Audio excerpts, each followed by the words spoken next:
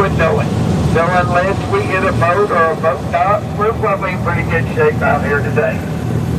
I did check all the charts right before we left. There is not one single iceberg in the area.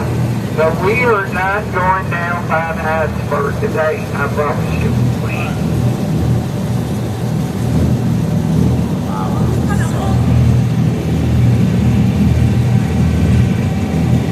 We have entered into Lake Templeton. Lake Templeton was completed back in 1932 as a hydroelectric lake. All that means is that there are generators in the dam capable of generating electricity for the area. The lake is 19 miles long, a mile and a half wide right here at the widest point. And out here in the middle of this main channel, she runs about 100 foot deep.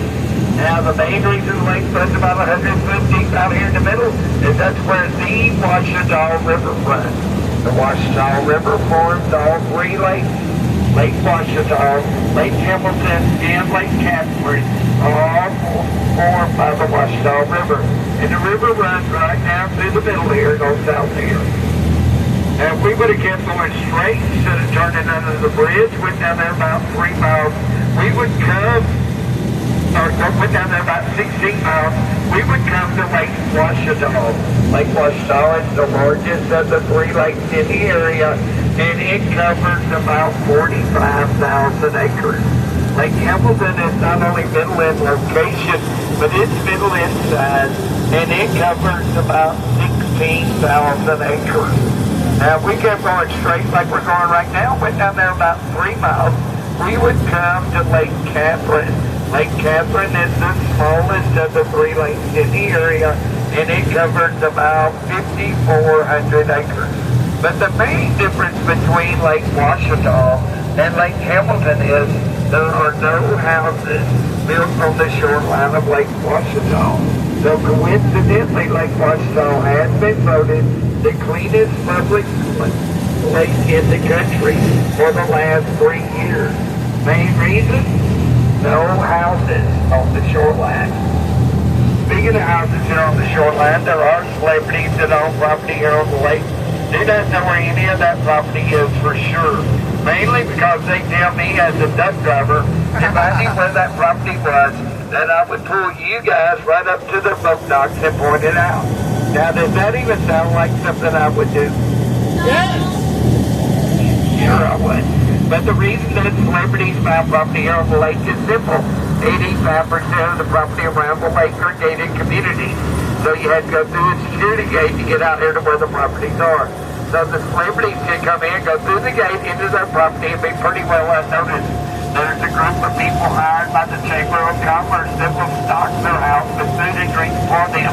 They call in, text in, fax in, email in, however they're communicating these days. And once they get here, those supplies are already stocked in their house for them. They also take their boats and jet skis out and gas them up for them.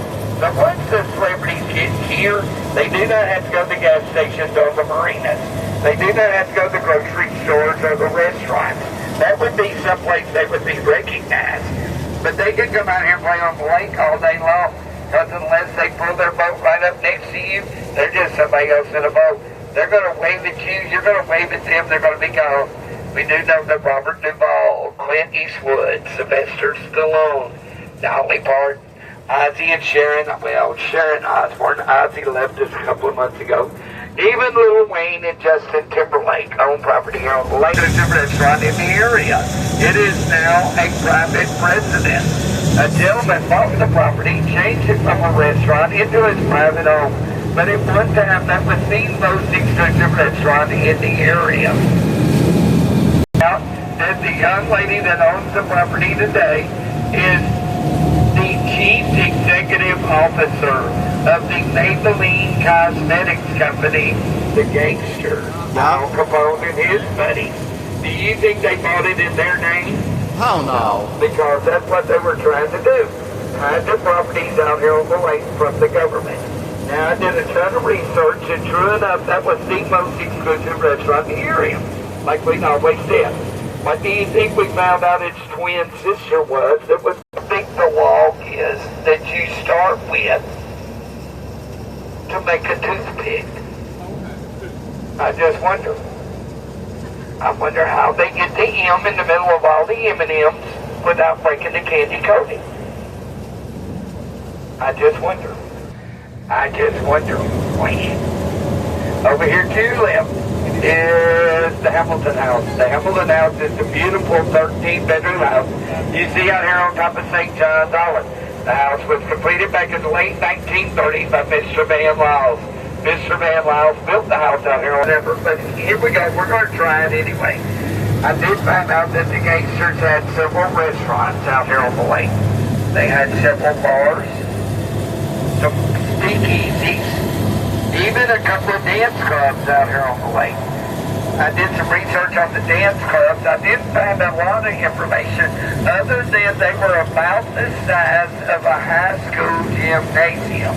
So that was pretty big buildings back down out here on the lake to go dancing. They had live bands and they had dancing going on out here.